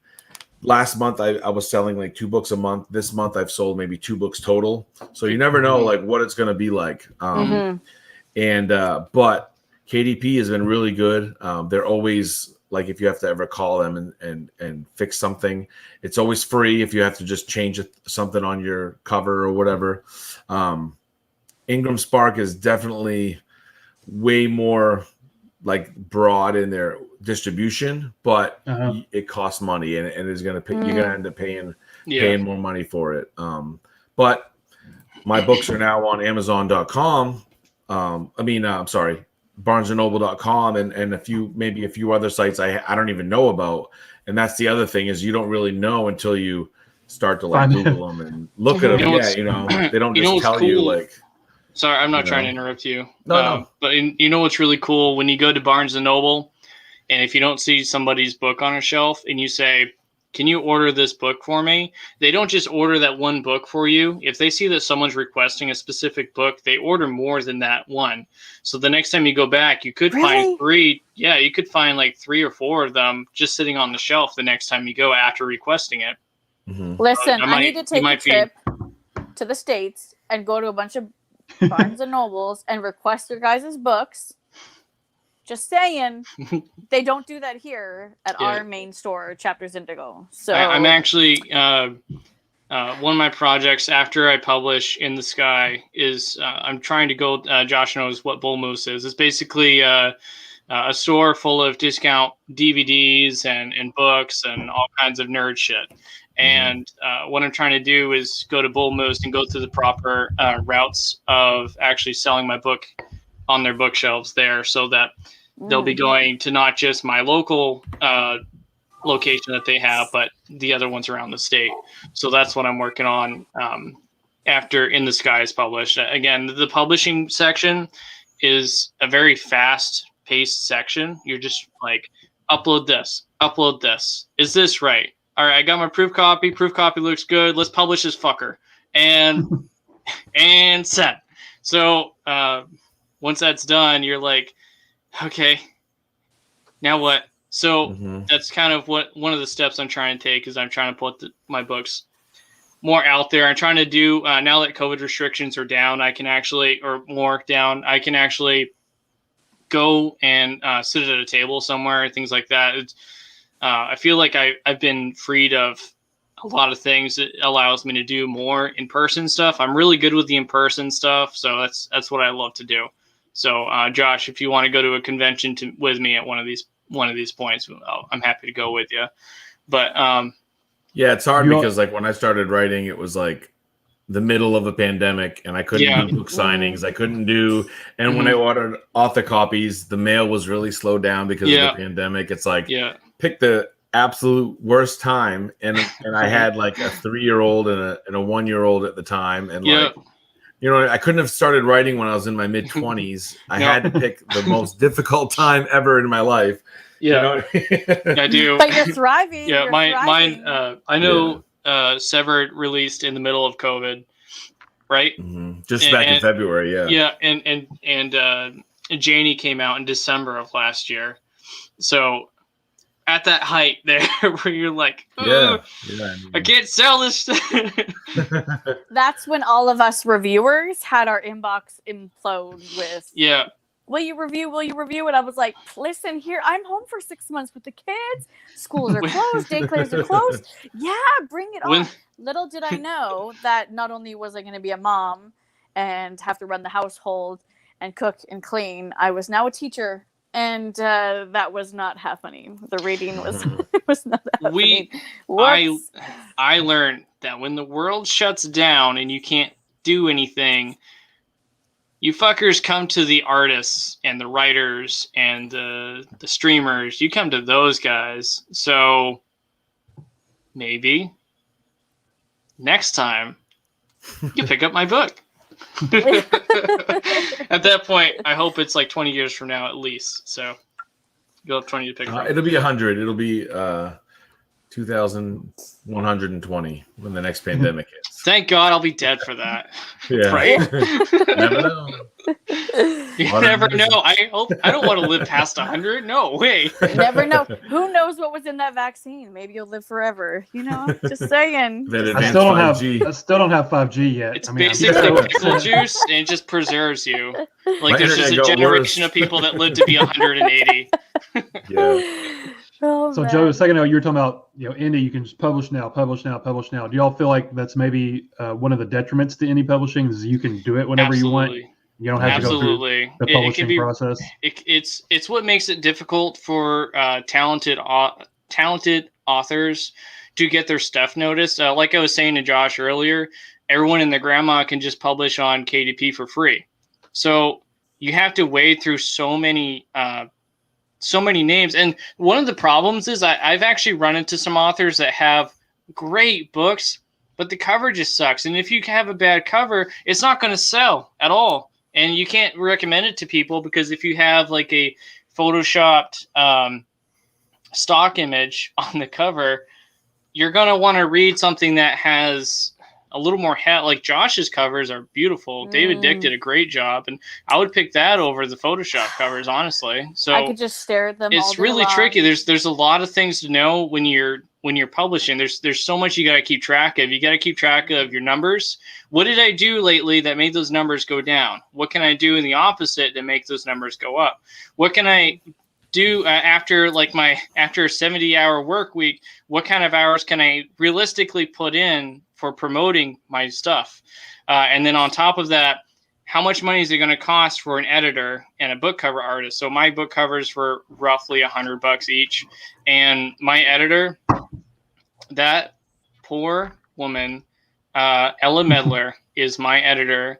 And I was a dick, and I sent her a 110,000 word manuscript that I hadn't looked at yet. And and she just gets back to me a month later and she says, Joe, did you look at this? And I say, I'm sorry. I wish I could send you wine or something. She's like, just send me the money. That'll be good. I'm like, sorry. I wanted to get this released. And she's like, I can tell, but the way she uses an amazing metaphor. When you send your work to a editor, it's like you're sending them like a piece of wood, and they whittle it down to like a chess piece. And sometimes that block of wood is the tree, and sometimes that block of wood is like this big. So it matters for you to go through that project before you send it in, which I knew I didn't do it on purpose. I just was lazy. I have no excuse. I sent her a cord of wood and said, can this be a pretty queen chess piece? And she said, yes, but I hate you. But no, she's super sweet. She's just... the downside of indie writing is you don't have a team behind you. You have to seek out editors. You have to seek out cover artists. And you wear all the hats. Yeah. I mean, you either do it all yourself, which... Besides the cover art, I did everything myself for the first edition of Scratches, and it was a hot mess. And you don't realize it, no matter how many times you read it. I read it like 4 times and cleaned stuff up, and it was still like. But you also have to have the knowledge of like sentence structure, how to end a sentence with like the proper like comma and period and things like that. And you really learn to appreciate editors. Yeah, absolutely. It's hard because you're a writer and you want to just enjoy the creative process, but you got to be technical too.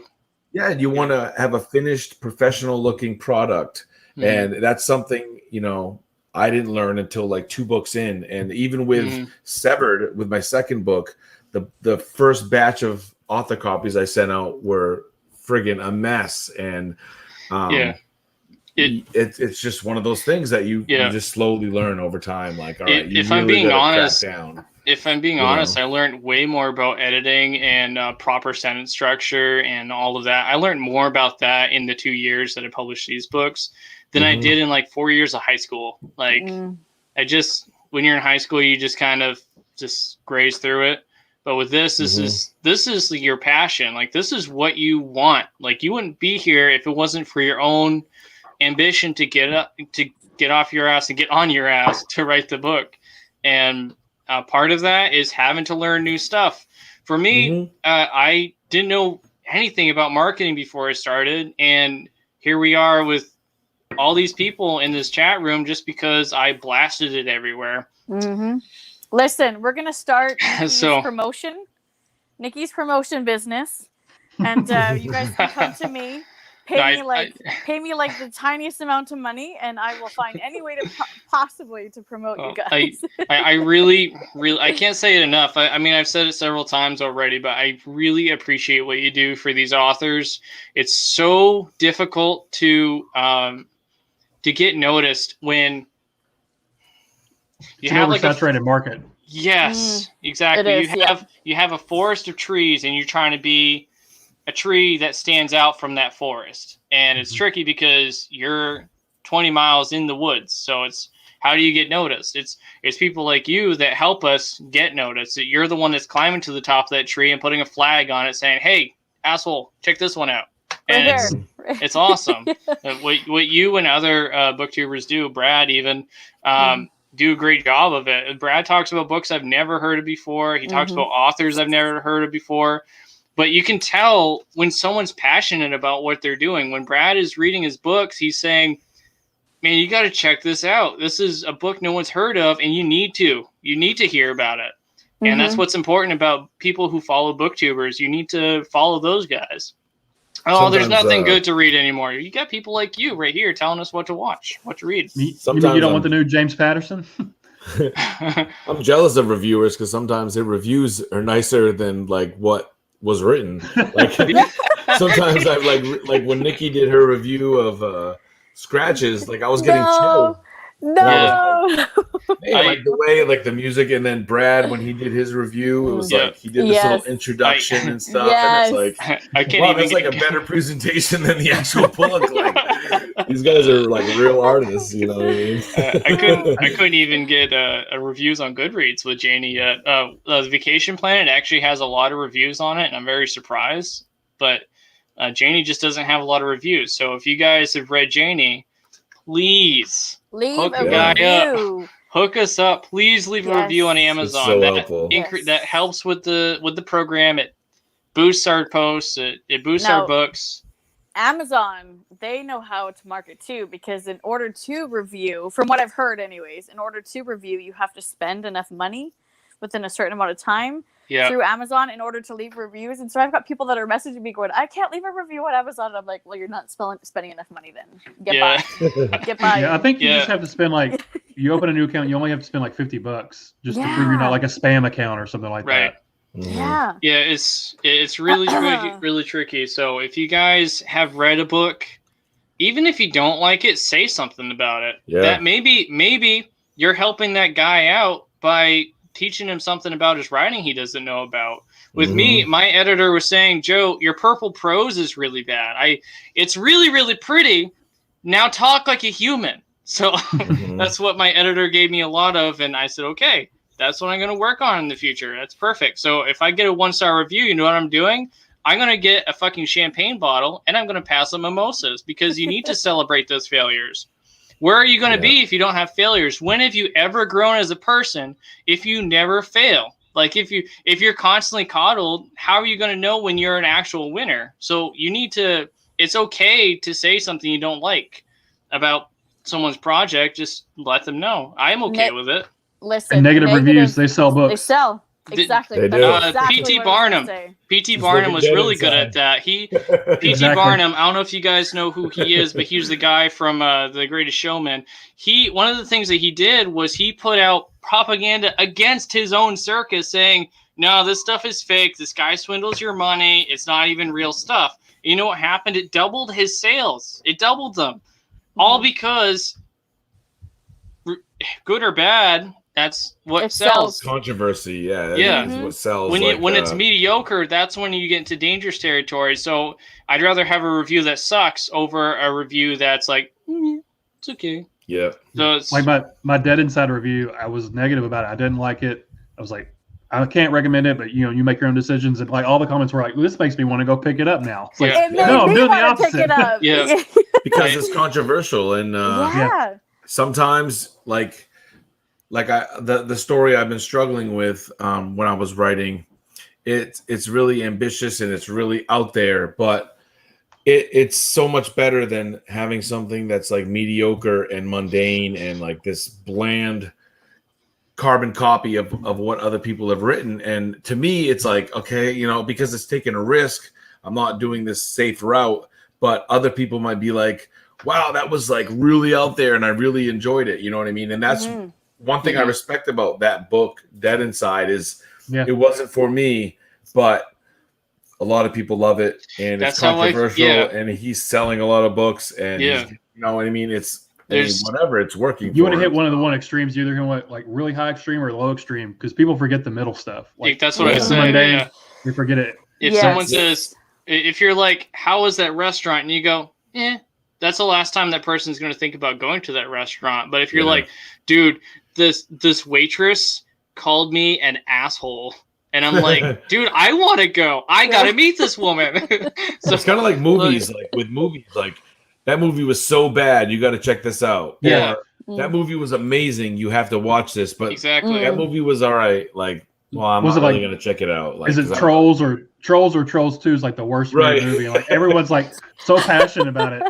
Oh, you mean it's so bad. It's so bad you love it. I was really proud of myself. I recognized Ozzy as soon as his that character voiced by him popped up. I was like, oh, I know that mumble. I know that mumble anywhere. Thank you for buying Janie. Thank you. I have to sneak in here and say, you guys, I'm seeing all of your comments about me. Thank you. You're making me blush. I am not popping them up on the screen, though. Come on, Nikki. Come on. No, don't Nikki read them. Is awesome. No, he's Nikki lying. Nikki is a boss. No. I will read them personally. He's lying. He's lying. That's not what they're saying. Don't do it. See, look, he's got the elbow cough. That's like sarcastic. Nikki's boss. At the beginning. At the beginning of NaNoWriMo last year, which I was very pent up with just being pent up, you know. So, you know what I mean. So you just bouncing off the walls. You got to do something productive with yourself. Mm-hmm. So I, before I wrote In the Sky, again, it's twice the size as any other book that I've done. I'll send you the link, Nikki. But I did like this little inspirational video where I was in my truck at work and someone was complaining about writing a book is hard. I'm like, yes, it's fucking hard. But you know what happens when you write a book? You look fucking cool. It's awesome. Like you're the master of your own universe when you write your own book. You that's what makes you stand out. For every one person who has published a book, there is at least 20 behind that said, I wish I did that. You want to be that one. When I was in Colorado, my first NaNoWriMo event, there were more than 20 people at that first meeting that we did at the beginning of the year. And it's a bigger city. I know it was a bigger crowd, whatever, but I met all these people and I went to person, and I had my own project idea and they had their project ideas. And when I'm talking to them, they're explaining these premises to me and I'm like, oh my God, that would be the coolest book if you just wrote that. And at the end of that 30 days, I was one out of like 3 people who won that year in that whole room. The rest of them just kind of stopped. So if you want to,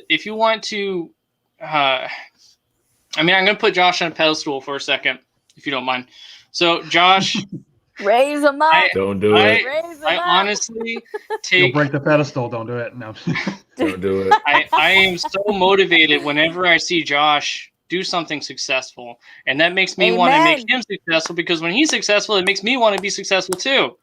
And so, whenever he's doing that, it makes me not want to be that 1 out of 20. It makes me not want to be one of those 90%. I want to be that 1% that finishes the project. And I want to show people as each year progresses that when I publish each book, sure, it might not be the genre you like. I've never identified as multi-genre author before, but it's turning into that case. And I'm more of a horror guy myself. It's just my thing. And if you want to write your thing, even if you think it's a shitty book, just fucking write it and see where it goes. There's so many people out there who've written books. It's just fully finished projects, and they don't even publish them or show them to anybody. It's a crying shame. It's awful. It's like a genocide of ideas. Like nobody has You want to find that motivation in yourself to put it out there. And what's the worst that's going to happen? You're going to get a bunch of 1-star reviews. Maybe someone will complain that the cover sucks, or this is bad, or the editing is bad, whatever. But the best way I can put this is, who is worse?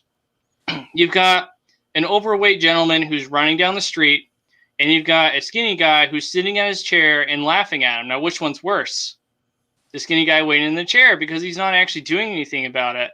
The overweight guy is doing something about that body weight. He's fighting for what he wants in his head. And if you're that author, you want to be that guy who fights for that image in his head. If you have this story, I can't. I've lost count of how many people I run into, and they say, "Man, let me tell you about the story I did. You know, you're a writer, right?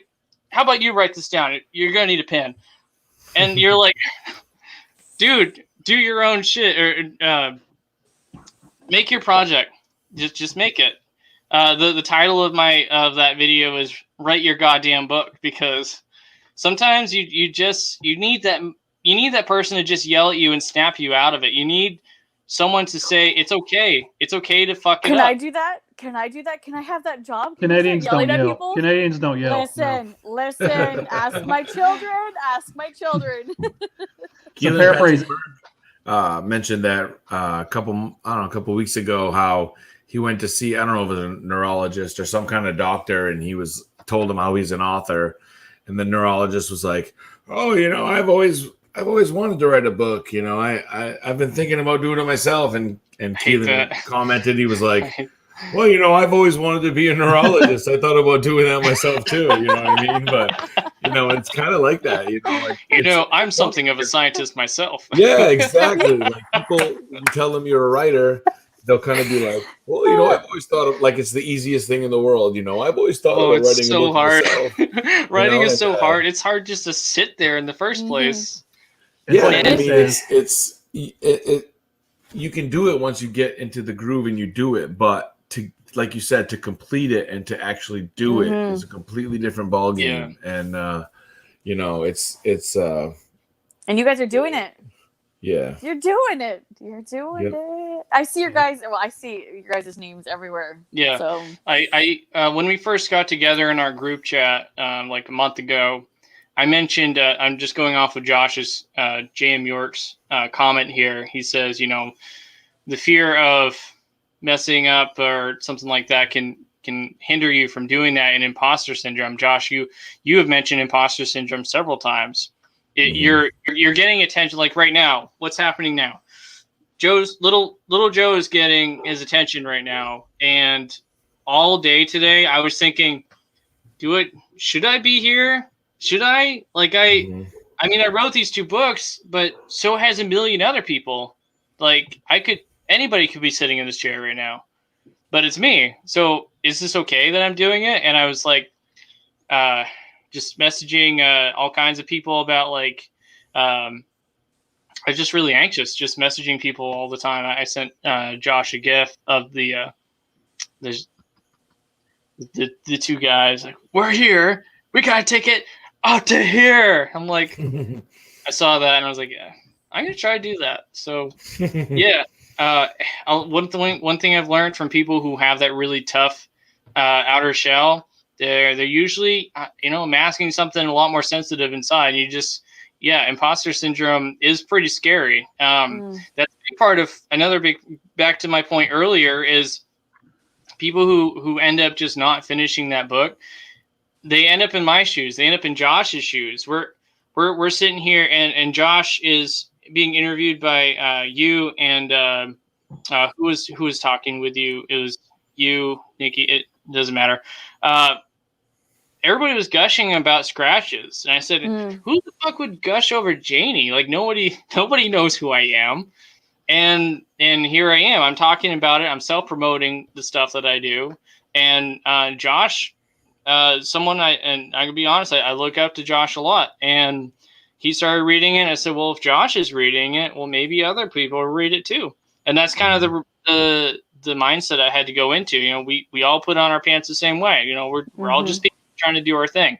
So I don't know how long I've been on my soapbox, but everybody just needs to you find that thing. I mean, where would Brad be if he said, there's other booktubers, there's the slash of people who review books. I mean, I could be that snarky guy on Goodreads who's like, it's okay, I guess. But he got a camera, he got a microphone. He does that all the time. What are you talking about? Totally do. He put himself out there. He did something about it. It's not just with writing. It's with anything. If you want to be something, you gotta put your mind to it. I've been in situations where when I was active duty, I had to reteach my fucking legs how to walk because I hurt myself. And here I am fucking walking. At the end of that year, I was doing fucking marathons and shit, going up Pikes Peak, doing stuff like that. It's not just with writing. If you can find it, Josh knows what little heart syndrome is. Little heart syndrome is when you are doing something very difficult and you just flop back and you go, nah, this is hard. I'm so much easier just to put on Game of Thrones. I could do that. I could put on Game of Thrones. What I normally do. And drink a beer and have a muffin and maybe hold my wife's hand. That's so much easier than going downstairs and going at the computer. So one of those is easier, and one of those gives you results. So, I'm just gonna say that anyone deserves to be up here. Period. You're an author, whether you've got there it is. I'll throw these peasants about, Anyone deserves to be up here. Right. Anyone. Even if you haven't published anything yet, but you're an up-and-coming author, you got something you want to promote, there's a reason for you to be out there promoting your stuff, getting your stuff out there. Yeah. Everyone's got a target audience. So I just say find anywhere you can promote yourself, get the word of mouth out, and go. Yeah, let me just... It's like... Yeah, go ahead, go.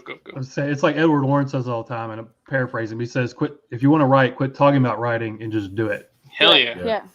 And then also Christina had a comment earlier about she feels bad about putting out negative reviews because it might hurt someone's feelings. Mm-hmm. The review, it's just your opinion on the book.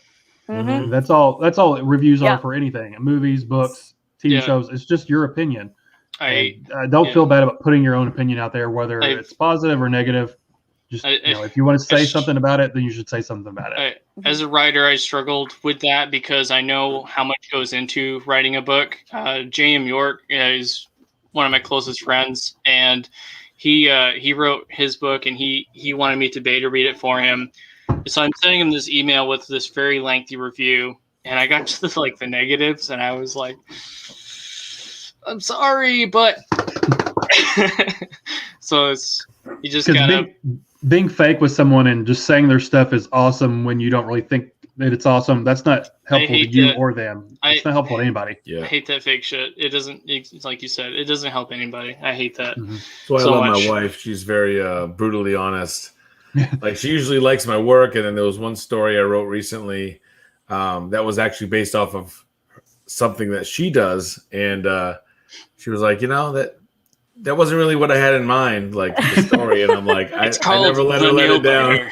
Yeah, I never let her let it down. Now I'm like, oh yeah, you didn't like it, huh? You're supposed to like everything I write. Like you can put out a negative review without being hateful about it. Yeah, I think there's a fine line between just being hateful and mean and just giving your constructive criticism, your thoughts about this didn't work, I didn't like this is why, instead of this book sucked, it was stupid. And that doesn't help anybody either, just saying it was stupid. Why did you think it was stupid? Elaborate on that for me. Yeah, that's what I'm okay with. Just give me feedback, something to work with. I can't work with nothing. So and the opposite of that, this book was amazing. Why did you think it was amazing? You saying it's amazing is not selling me on the book. Tell me why, and then I'll pick it up or I won't pick it up. You need to be informative. That's what I always say. You need to give something why. Touch on what your favorite parts were. Was it nicely balanced all the way through, from characters to plot, storyline, whatever it may be?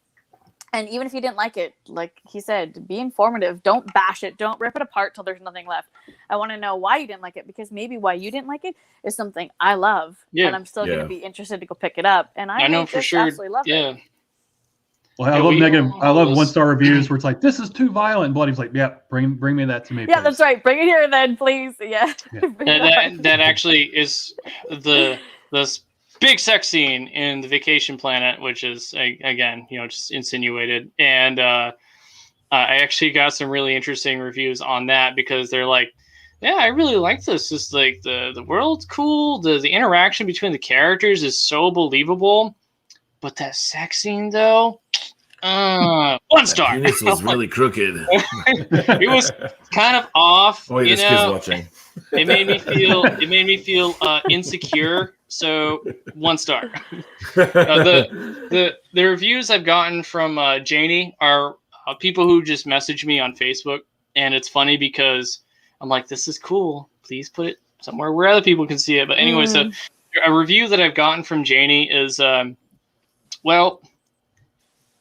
the adults in Janie, which is a big point of Janie, is all the adults kind of really suck. Like they're they're all assholes in some way. Janie is just really used to just adults abandoning her, and they constantly do it as the story progresses too. And that's a big morph between her and her father as the story goes on, is find that togetherness again. Mm-hmm. But a key thing that I bring in is actually a small Easter egg for you is there's only one character in the whole book that swears, and if you read it, you'll know. So the review I got was the adults were so mean to her, I had to put it down, and I said, well, okay. I mean, was it a DNF because like you didn't like it? And she's like, no, that's the problem. I got so involved with Janie that I just did what I would do in real life. If an adult would have talked to me that way, I would have just turned around and walked away. And that's what I had to do that with the book, because I felt that disrespect that Janie was being given. Like nobody respects Janie at all. And I felt that so much that I just had to put it down. And I'm like, thank you for your feedback. Like that's all I want. Like if you don't want to just tell me why. And honestly, I thought that was a really cool response. It's like, yeah, you didn't want to finish it because it brought you to a really dark place, which was the point. But I was really excited about that kind of stuff. So again, with the reviews, I'm open to just about anything. Everyone go read the sex scene. I'm reading the sex scene now. Please do. Pictures next time, Joe. We need a centerfold in the next book. Come on. Christine up here talking about, she still feels bad because the authors put so much work into it, which they do, but the reader puts work and time into reading the actual book. So you're still entitled to your opinion on that. You're building off each other. That's true. Yeah, it's not as much time as writing the book, but you still spend a good chunk, 8, 12, 20 hours reading the book yourself. Yeah. You should be allowed to say whatever you want to about it. It's a product that you bought. Like I'm not going to. It's subjective too. I mean, there's like I saw Mother Horror post tonight about she's never liked any of the Halloween movies, and those are like cult. I don't even think she said she's not even watched any of them. I don't think. Yeah, and those are like that could be insulting to many people, but other people it's like, okay, that's one person, like that's their opinion. Yeah. And other people, that's not going to change your opinion of whether you like it or not. There's a difference between changing the channel and just completely cutting that person out. There's a difference between that. So if you don't like what you're reading, just go to the next thing that does make you happy. And negative reviews help too, because then it helps the writer grow as well and see what their audience does doesn't like, what they want to work on. Yep, absolutely. I feel like our greatest strengths come from the deepest pain. The nicest people I know have come from the worst backgrounds. What are you saying about me?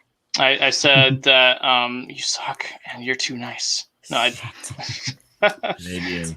No. But if you ever feel bad about a negative review, go look up your favorite book ever, and there will be negative reviews on it, and read those. Oh yeah, yeah. There's Stephen King. There's classics. Stephen King's arguably the most popular horror writer ever, and lots of his books have tons of negative reviews. I read. I could be honest with you. I stalked Josh's book on Goodreads, Scratches.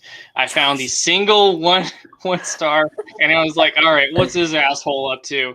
And he was like, he mentioned a couple of the point of view things, but the way that his tone was the problem I had with it. Like it wasn't like some of the points he made were sort of valid, but I didn't agree with the way that was carried. There's a difference between saying something and trying to hurt that author and saying something to help them better themselves. That's there's also the 1-star review guy on Goodreads that gives everything 1-star review no matter what. He's like part of a club. Yeah, I like to see those people, what their other reviews are. Those are always really fun. Like, just think of like It by he's Stephen super King, proud like, of it. Yeah, like It by Stephen King is like one of the most popular horror books of all time, and there are people that will give it 1-star review because there's a I don't like clowns. five-page sex scene between 12-year-olds. You know what I mean? And they're totally disregarding the rest of the book, and that happened with Severed. Not like there's a 12-year-old sex scene, but there is a. That's his name. It's Chris. There's this, some really graphic stuff in there, and one person wrote, "I love this book. It was great, but then when it got to this part, totally turned me off to the whole book, and I wish I had known beforehand that it was going to be in there." And she gave it 1 star, and I'm like, you know what I mean? Like that's fine.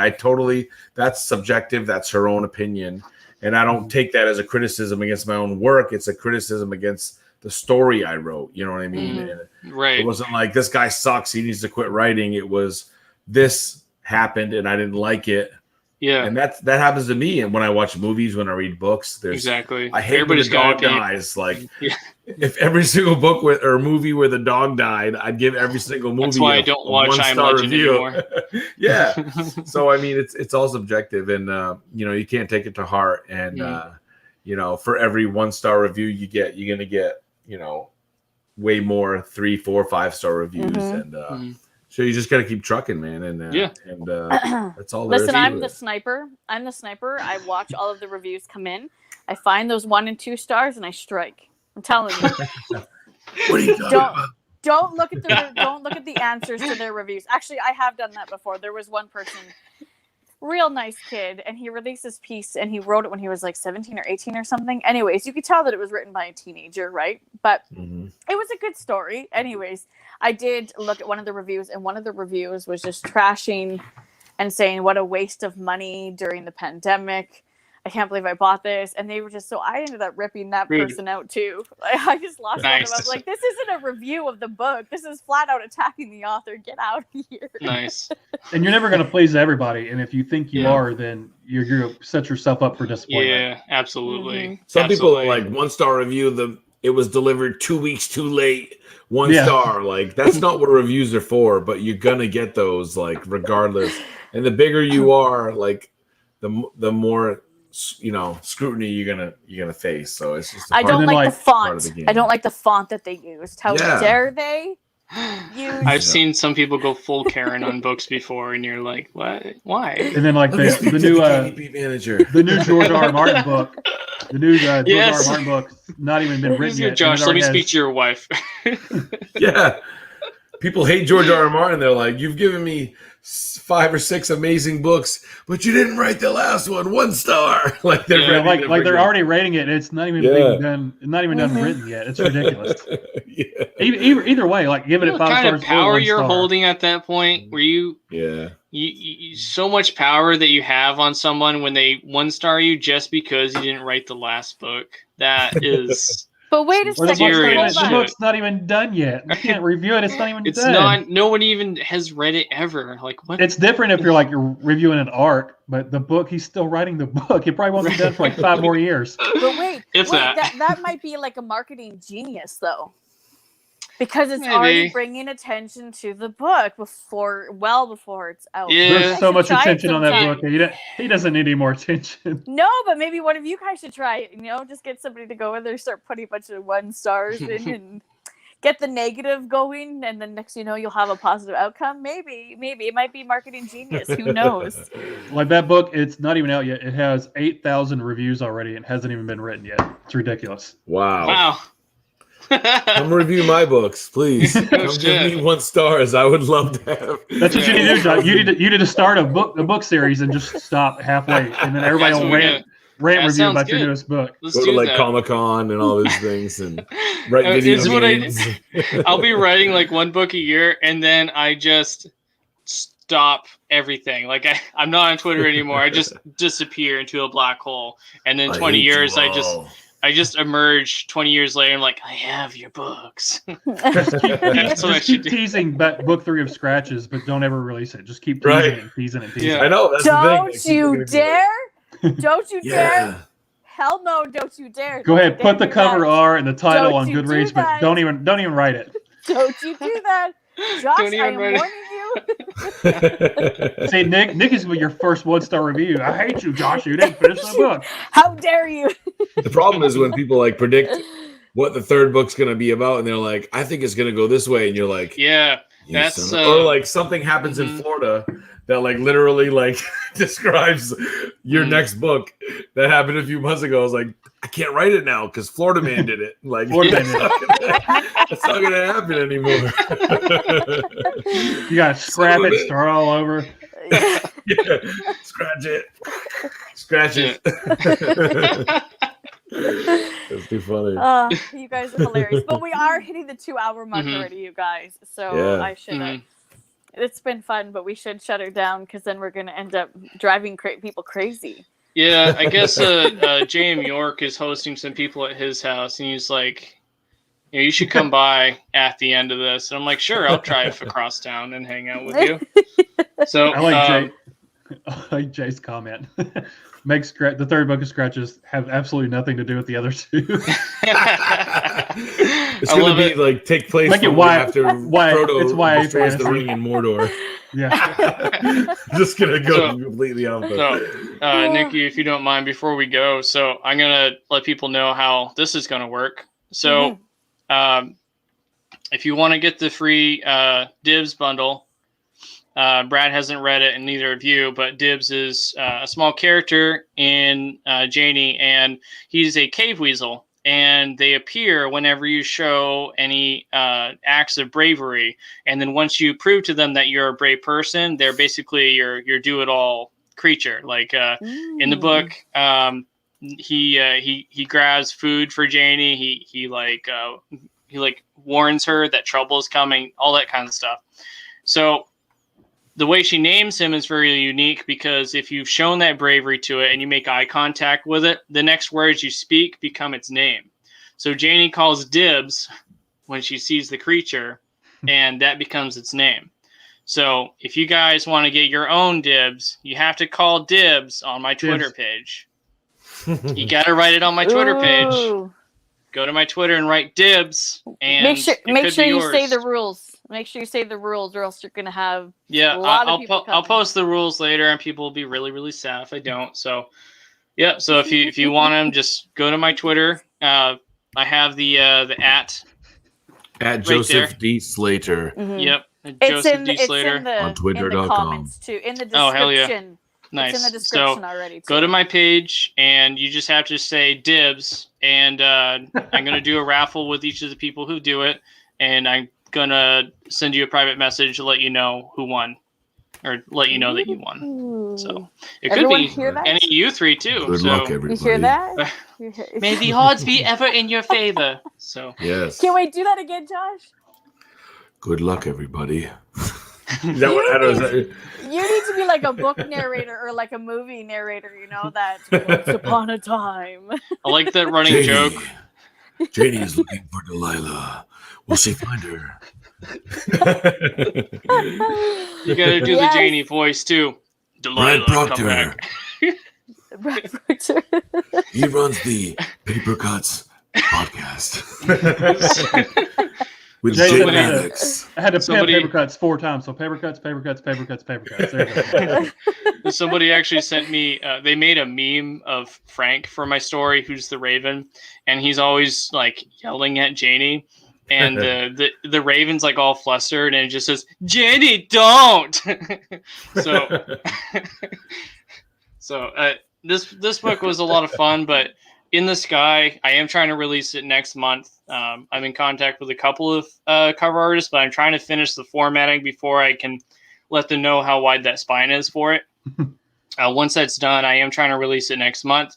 And once that is released, it is going to be a fantasy novel. And I hope you guys enjoy that one. That one was one I didn't take super seriously when I wrote it, but I did. It was so much fun to write it. I've never done a world building project like this at all. It was a lot of fun to write. And if I had a lot of fun writing it, I think you're going to have a lot of fun reading it. So I hope you guys enjoy that. So don't forget to call dibs on my Twitter. And that's pretty much what I've got for you. And Nichi, I'll have to send you that video because in hindsight, it's super cringy to me, but I've heard people tell me that they like it. So we'll see. Yeah, no, send it over for sure. And I agree. I'm gonna have to ask Josh. I'm gonna have to see if I can hire him to do like some type of like voiceover for my video intros. That would be cool. Pages. And then you've got Joe over there with his fucking nasal voice. You read the pages today. Read Janie and Planet Vacation. Planet Vacation. No, that would be Vacation Planet. Just wanted to clarify. Fired. That's all right. You're a few bourbons in. You can mix the words. Just leave that in the intro. No, it's the Vacation Planet. It's the shit. Kentucky Bourbon speaking. Yeah. Oh man, you guys have been thank you for an awesome Friday evening. Mm-hmm. It's a great way to start the weekend because you guys, I was laughing a lot yesterday. Now I've laughed a lot today. I swear I'm gonna have like a 20 pack. You're gonna be like Barbie from Toy Story 2. Yeah, they gone. I'll be mean to you, Nichi. My cheeks are killing me. You'll what? Sorry, Brad. I'll be mean and just bump you down a notch. Listen. I'll send you a really hateful DM here in a minute. Oh man, I'm ready for it. Bring it on. Them fighting words. Let's go. Well, thank you guys so much. Thank you for all of you guys coming on. Brad, thank you. Josh, thank you. Thank you, everybody who even came out to watch this. This is awesome. Thank you guys. Yes, I keep saying I need a better setup, not just my little iPhone, and I really do because trying to keep up with that many comments on this little tiny screen, it was not easy. But we did it. Mm-hmm. We've gotten through to the end, and like and subscribe. Dark Between Pages. There it is. We're just gonna I'm gonna save the audio for this, and then I'm gonna save that clip, and I'm just gonna make it my ringtone. Someone needs to sponsor Nichi and send her a laptop. Yeah, that's right. Please. Well, thank you guys so much. I will shut it down for now, but thank you for coming and watching. And if you're watching after the fact, thank you. And everyone's information is down in the description. So head over to their channels, their socials, and give them a follow. Thank you, everybody. Thank you for having me. Thank you, guys. I appreciate it. Love Have you, a good night. Jay.